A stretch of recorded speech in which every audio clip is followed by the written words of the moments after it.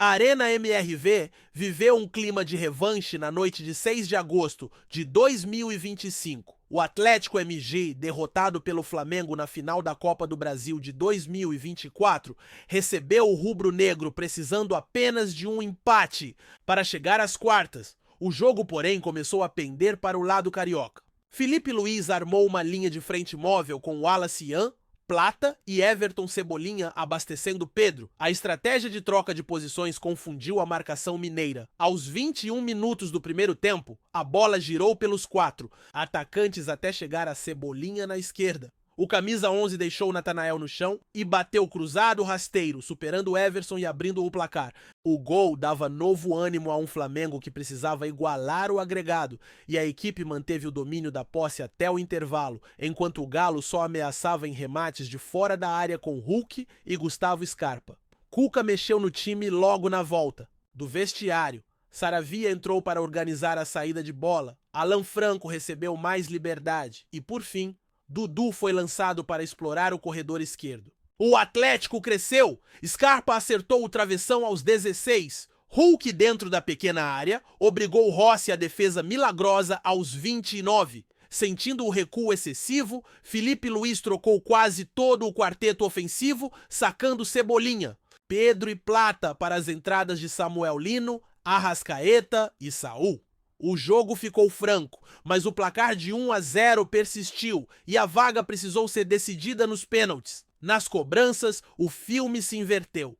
Arrascaeta, Jorginho e Saul converteram. Samuel Lino mandou no travessão, Wallace Yan bateu rasteiro para a defesa de Everson. Pelo Atlético, Hulk cobrou alto no ângulo. Scarpa e Igor Gomes também marcaram. Júnior Alonso isolou e Everson, repetindo 2024, assumiu a última batida. O goleiro deslocou Rossi, fechou o placar em 4-3 e carimbou a classificação atleticana. No agregado, 1-1. Na marca da Cal, deu Galo. No entanto, o desfecho dentro das 4 linhas não encerrou o capítulo. Assim que o nome de Dudu apareceu na súmula com o sinal de efeito suspensivo, começou um burburinho frenético em corredores de bastidores e redes sociais. O atacante carrega uma suspensão de 6 partidas aplicada em 18 de julho, por comentários considerados misóginos contra a presidente do Palmeiras, Leila Pereira. 2 jogos foram cumpridos no Brasileirão, mas em 31 de julho, os advogados atleticanos obtiveram liminar que congelou o restante da pena até o julgamento do recurso pelo Pleno do STJD, marcado para 8 de agosto. Com a liminar, Dudu esteve livre e regular para atuar tanto no Maracanã quanto na Arena MRV. Advogados especialistas alertam que o cenário é complexo. Em tese, se o Pleno do STJD revogar a liminar e restabelecer a suspensão integral, poderia haver argumento de escalação irregular. O regulamento da Copa do Brasil prevê perda de pontos ou exclusão do clube que utilize atleta suspenso, abrindo caminho para que o Flamengo herde a vaga. Contudo, a jurisprudência do tribunal, historicamente, protege equipes que jogam amparadas em decisão provisória válida, considerando boa-fé quando a liminar ainda vigora à época da partida. Nesses casos, aplica-se a pena pessoal ao jogador, transferindo o restante dos jogos a cumprir para competições seguintes, enquanto se preserva o resultado de campo. É exatamente esse o pilar de confiança da diretoria atleticana. Mesmo assim, o Flamengo monitora cada passo. O departamento jurídico encomendou parecer detalhado sobre o artigo em questão e avalia protocolar notícia de infração somente se o Pleno derrubar o efeito suspensivo por entender que houve concessão indevida. Fontes internas garantem que ninguém na Gávea quer repetir viradas de mesa traumáticas, mas argumentam que direito a gente exerce quando existe.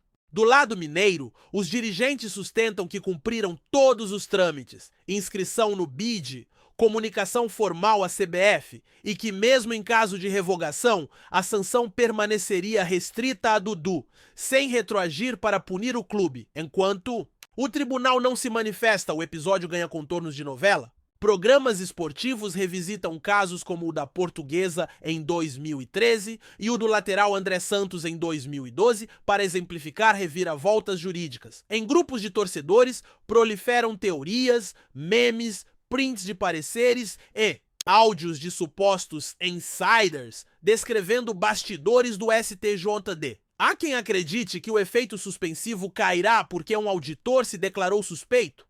Há quem diga que o Atlético tem maioria garantida nos votos.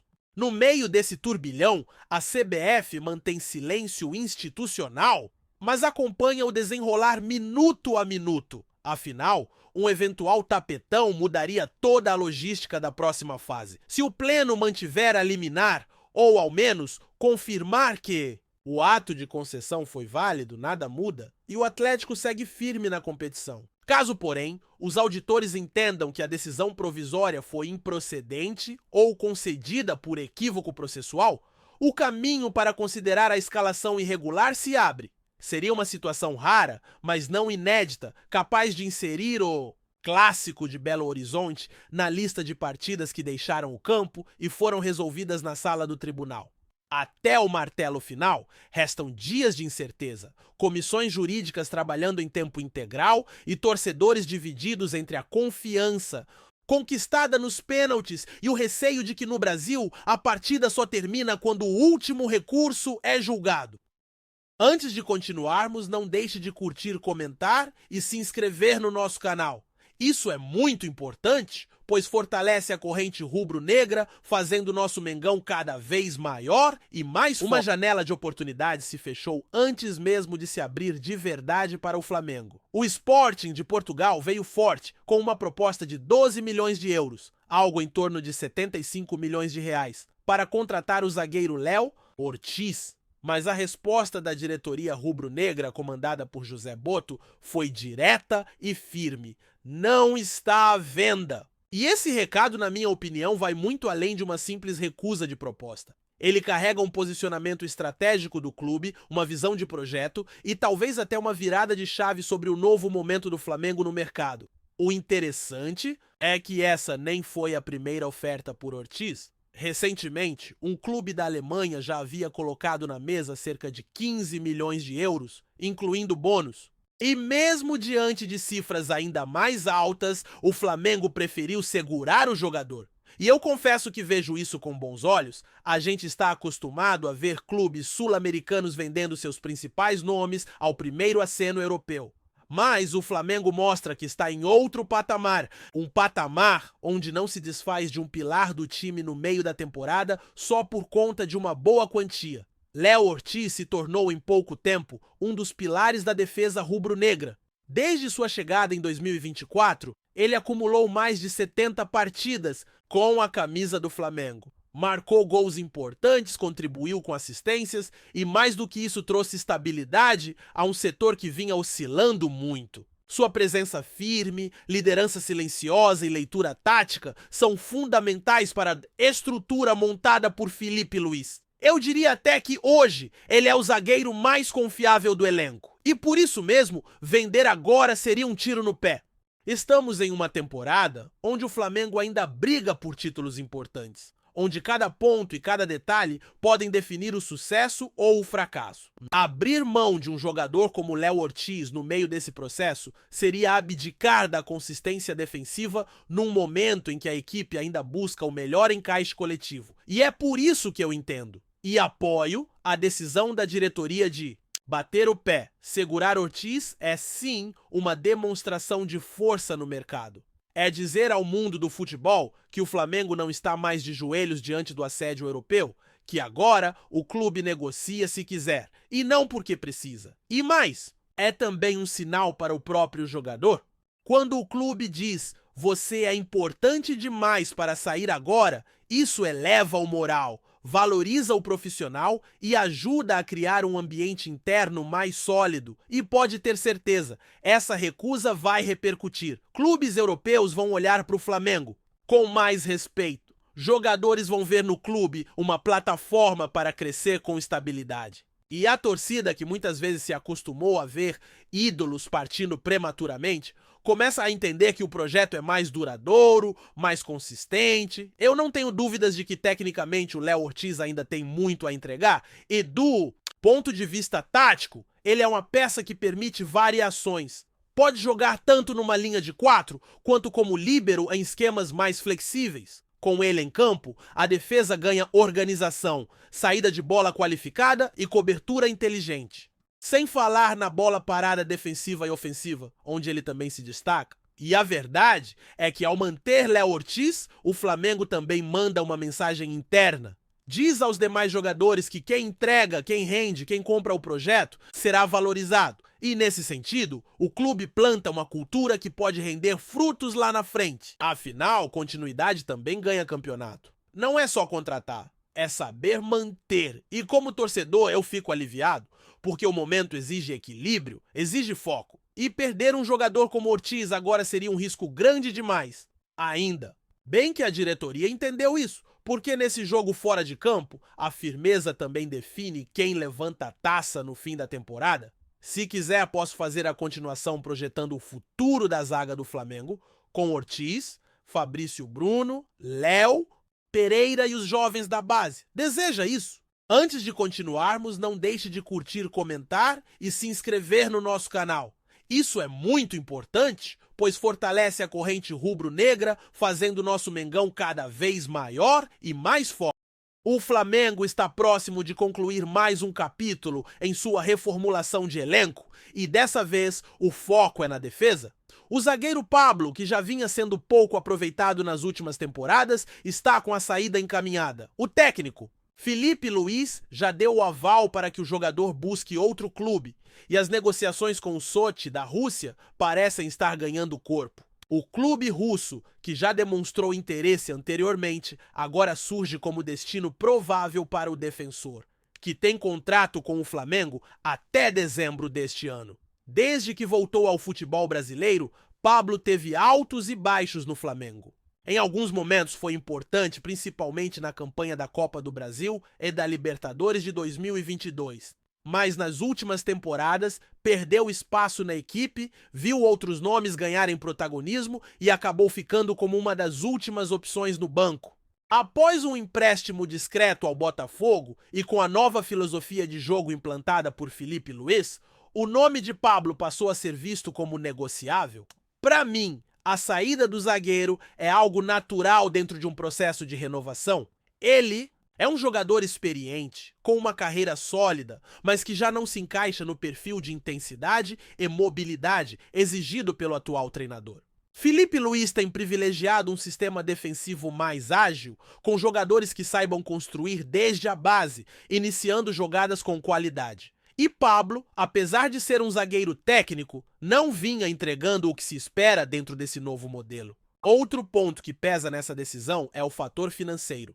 Pablo tem um dos salários mais altos entre os reservas do elenco. Manter um jogador caro e sem perspectiva de uso regular não faz mais sentido para o clube. Liberá-lo representa não apenas um alívio na folha salarial, mas também a possibilidade de abrir espaço para reforços mais jovens ou mesmo para jogadores da base que venham ganhando destaque nos treinamentos. A possível transferência para o Sochi seria, para o jogador, uma chance de reencontro com o futebol europeu. Ele já atuou na Rússia anteriormente, quando defendeu o Lokomotiv Moscou e conhece bem o estilo de jogo e a cultura local. Isso pode facilitar sua adaptação, além de oferecer a ele um ambiente competitivo, onde ainda pode render em alto nível. Para um jogador de 34 anos, essa pode ser a última grande oportunidade de contrato fora do Brasil. A diretoria do Flamengo, por sua vez, tem se mostrado pragmática em suas decisões. A gestão de elenco agora é feita com base em meritocracia e aderência ao plano tático de Filipe Luís. Nomes que antes tinham status de intocáveis agora estão sendo revistos e a permanência no elenco depende mais do desempenho em campo do que do currículo acumulado. Isso é positivo, mostra que o clube está colocando o projeto coletivo acima dos nomes e isso, na minha visão, é um dos pilares do sucesso a longo prazo. Além disso, a saída de Pablo pode representar uma oportunidade para a diretoria buscar um novo zagueiro no mercado.